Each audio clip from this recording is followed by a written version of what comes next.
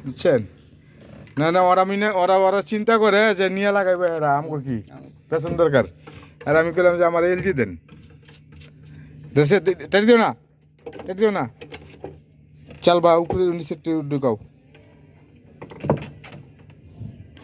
আলগি দিয়ে লাও টালকে দিয়ে লাও এ টালকি হবে পুরো চাপা লাইছ আরে ভাই রে এই যে দেখছ